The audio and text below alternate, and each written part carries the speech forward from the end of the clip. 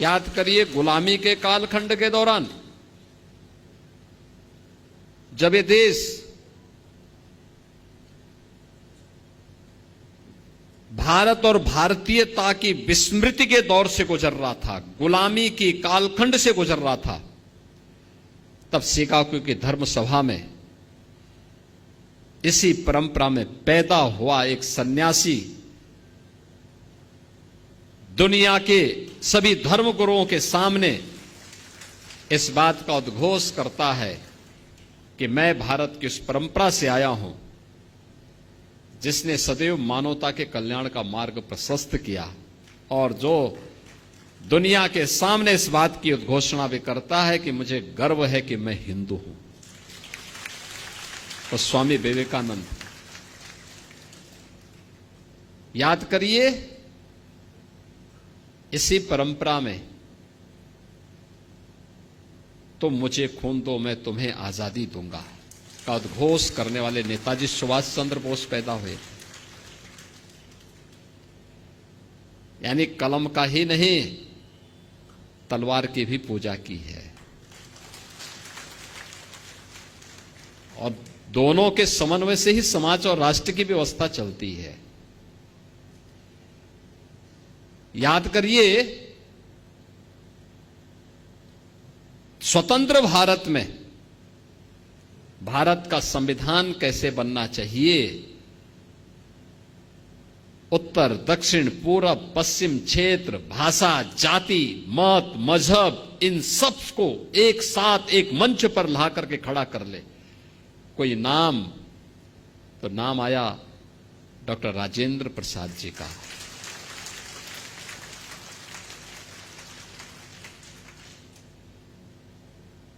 Doctor Rajendra Prasad ji का। स्वतंत्र भारत में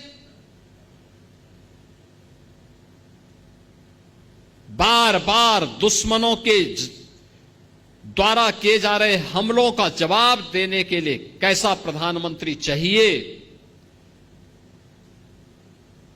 तो लाल बहादुर शास्त्री ने 1965 में पाकिस्तान को नाकों चने चबवा करके स्वतंत्र भारत में पाकिस्तान को उसकी औकात दिखाने का काम भी किया था।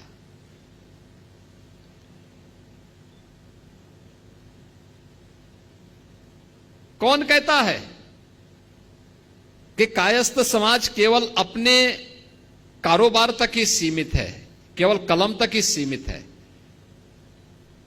1975 में जब लोकतंत्र का गला घोंटने का काम किया था, तब जयप्रकाश नारायण जी आगे आए थे, क्रांति का संघनाद उन्होंने किया था।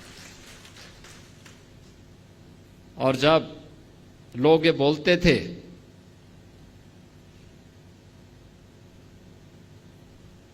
कि अयोध्या में राम मंदिर कभी नहीं बन पाएगा, तो महर्षि महेश योगी जी ने हॉलैंड में राम के नाम पर सिक्का चालू कर दिया था। यानी भारत से बहुत दूर हॉलैंड में उन्होंने भगवान राम के नाम पे ही करेंसी जारी कर दी। यानी एक ऐसी परंपरा, अगर आप हिंदी साहित्य में जाएंगे, उपन्यास की एक विशिष्ट शैली जो भारत की उस समय की ग्रामीण पृष्ठभूमि को प्रस्तुत करता है। मुंशी प्रेमचंद इसी गोरखपुर की धरती पर उन्होंने अपना उपन्यास यहां रचने का काम किया था। कौन से ऐसा क्षेत्र है, एक लंबी फेरस्त है। मैं जब अंदर इंटर कर रहा था तो मैं देख रहा था उन सभी महापुरुषों के चित्र लगे हुए थे, और मैं तो चित्रगुप्त महासभा से कहूंगा उन सभी महापुरुषों के चित्र चित्रगुप्त मंदिर में लगने चाहिए, लगाए जाने चाहिए। उनके इतिहास के बारे में वर्तमान पीढ़ी को बताया जाना चाहिए। याद रखना, अपने महापुरुषों के गौरव से ही वर्तमान पीढ़ी प्रेरणा लेती है और आगे बढ़ने का रास्ता अपना प्रशस्त करती है।